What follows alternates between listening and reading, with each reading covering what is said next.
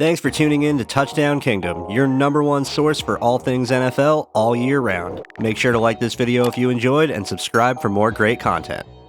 This video is sponsored by BetUS, the official sportsbook sponsor of Touchdown Kingdom. If you haven't already tried them out, BetUS is offering a free $50 when you sign up, and you don't even need to make a deposit. They're also offering a 125% sign-up bonus up to $2,500 when you first sign up. The links are in the description of this video. Sign up for BetUS today. You have nothing to lose. The 2022 NFL season is officially over after the Kansas City Chiefs defeated the Philadelphia Eagles 38-35 in Super Bowl 57. As is the case year after year, the NFL world has already pushed 2022 into the backs of their minds and are entirely looking ahead to 2023. Be it free agency, the draft, savvy trades, or new coaching hires, the NFL offseason is a flurry of movement and change, with every team, even the world champion Chiefs, aiming to improve on their most recent performances.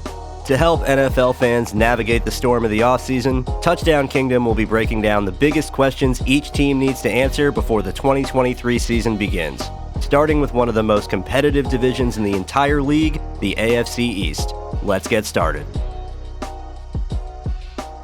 Despite being a Super Bowl favorite before the start of 2022, and finishing as the number 2 seed in the AFC with a 13-3 record, the Buffalo Bills fell short of their goals and lost to the Cincinnati Bengals 27-10 in the divisional round of the AFC playoffs. Bills quarterback Josh Allen, as usual, was the driving force behind their success, finishing the year with over 4,200 passing yards and at least 35 touchdowns for the third straight season.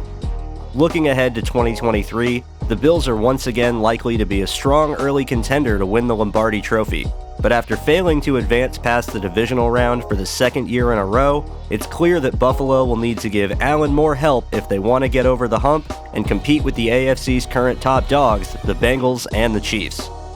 Allen isn't the only star on the Bills' offense. Wide receiver Stephon Diggs, a multi-time Pro Bowler, ended 2022 with 108 catches for 1,429 yards and 11 touchdowns. But besides that duo, Buffalo's offense was average at best. The Bills ranked 9th in the league in rushing yards in 2022, with 2,232 yards on the ground as a team. A more than respectable showing. However, Allen himself accounted for 762 of those yards, second on the team behind running back Devin Singletary's 819.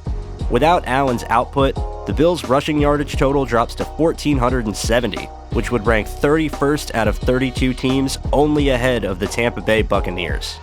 Finding ways to improve the run game outside of Allen should be the Bills' top priority, but they shouldn't stop there. Buffalo also needs to add another receiving threat to scare defenses and draw attention away from Diggs. No other Bills receiver besides Diggs eclipsed 1,000 yards in 2022, with Gabe Davis finishing second on the team with 836 yards, nearly 600 yards behind Diggs.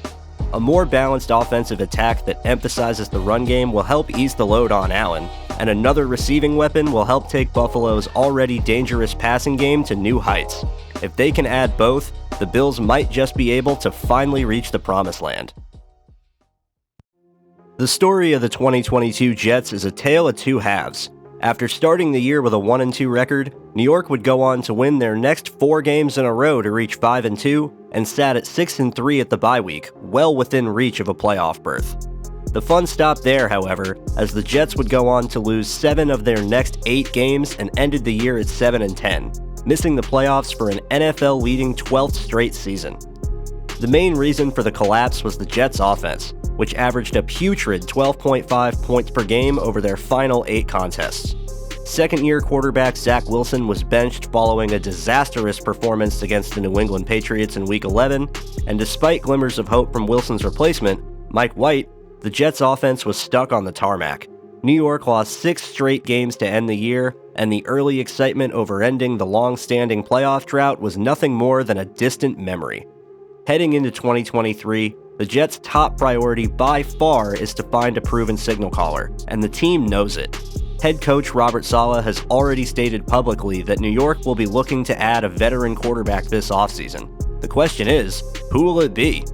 The top 2 candidates are Green Bay Packers quarterback Aaron Rodgers and now former Las Vegas Raiders quarterback Derek Carr. The relationship between Rodgers and the Packers has been eroding for years after the Packers drafted Rodgers' eventual heir, Jordan Love, in the first round of the 2020 draft and traded Rodgers' favorite receiver, Davante Adams, to the Raiders before the 2022 season. Rodgers is yet to even guarantee that he will be playing and not retiring in 2023, let alone wanting to return to play for Green Bay. At this point, it seems likely that if the future Hall of Famer does play in 2023, it won't be for the Packers. However, if the Jets want to acquire Rodgers for themselves, it won't be cheap. Rodgers is currently under contract with Green Bay for at least the next 2 seasons and would require a trade to be moved, as the Packers would accrue roughly $100 million in dead money if they were to cut him. Considering Rodgers' pedigree, the price of acquisition will be costly, likely upwards of a first-round draft pick. Derek Carr's situation is much more straightforward. Carr will absolutely be playing in 2023, and after being released by Las Vegas due to a falling out with Raiders head coach Josh McDaniels, he is now free to sign with another team. The Jets could acquire Carr without giving up any draft capital and for almost certainly less money than Rodgers is owed on his current contract. However, while the Jets are the heavy favorite for Rodgers if he were to be dealt, they will face serious competition for Carr, as other teams like the New Orleans Saints, Tennessee Titans, and Carolina Panthers are all rumored to be interested in signing the former Raider for themselves. Will the Jets go the safe route and look to add Carr, or will they swing for the fences by committing more money and draft assets to add Rodgers? Only time will tell.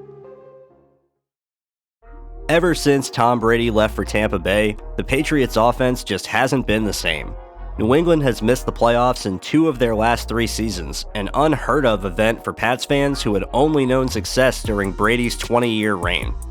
Replacing the greatest player in NFL history was never going to be easy, and the Patriots have undoubtedly struggled to adjust to their post-Brady life. New England had another major departure ahead of the 2022 season, as Pats OC Josh McDaniels left Foxborough for the desert to become head coach of the Las Vegas Raiders. In response, Pats headman Bill Belichick did what he's always done after losing key assistants: bring back old faces he's already worked with. The task of guiding the Patriots offense now fell into the hands of 2 recently fired head coaches and former Belichick disciples, Matt Patricia and Joe Judge. The problem was, neither Patricia or Judge had offensive backgrounds, and the results went as badly as expected. The Pats finished the 2022 season ranked 26th in yards per game and 16th in points per game. However, New England led the league in defensive touchdowns with 7 and had a punt return touchdown as well, inflating their totals. When only accounting for offensive touchdowns scored, the Pats' ranking falls to 26th in the NFL, matching their yardage output. Patricia and Judge were subsequently stripped of their roles following the end of the 2022 season, and like before, Belichick turned to a familiar face to fill the void: former Houston Texans head coach Bill O'Brien.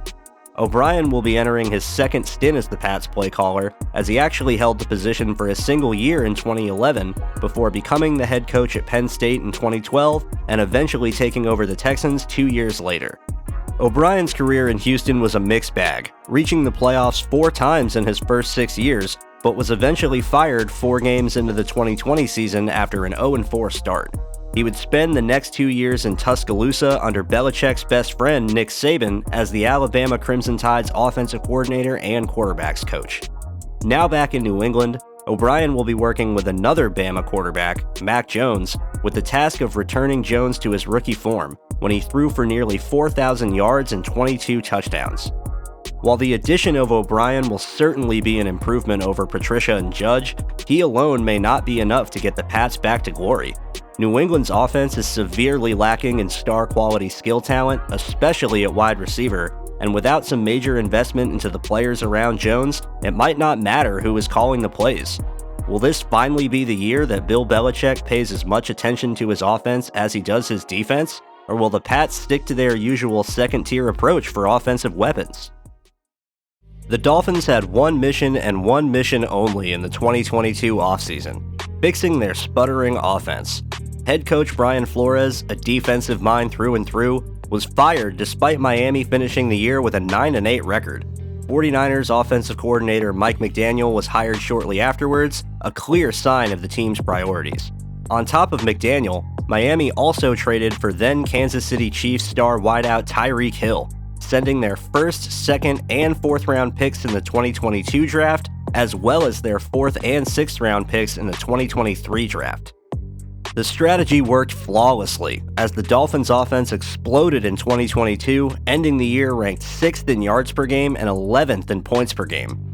Hill joined second-year pass catcher Jalen Waddle to form one of, if not the most dangerous wide receiver tandems in the entire league, combining for over 3,000 yards and scoring a combined 15 touchdowns.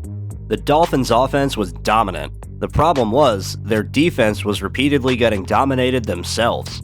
Miami finished the year ranked 24th in points per game allowed. They were especially poor against the pass, allowing the 6th most passing yards in the NFL in 2022. Just like the year before, the Finns quickly identified their weakness and didn't waste any time looking to fix it. Defensive coordinator Josh Boyer was fired just 4 days after Miami lost to Buffalo in the AFC wildcard, and exactly 1 month after that playoff loss, former Broncos head coach and longtime NFL defensive coordinator Vic Fangio was officially named as the team's next DC. Fangio didn't come cheap, reportedly signing a 3-year deal for $4.5 million a season, making him one of the highest-paid coordinators in the league on either side of the ball. Fangio's presence will be a welcome addition in South Beach, and if he can return Miami's defense to their Flores-era form, the Dolphins could be the ones sending the Bills home in the playoffs, not the other way around. Thanks for tuning in to Touchdown Kingdom, your #1 source for all things NFL all year round. If you watched this far into the video, you probably enjoyed what you saw, so leave a like and make sure to subscribe so you don't miss the next upload as we continue breaking down the burning questions for the NFL ahead of the 2023 season. Thanks for watching.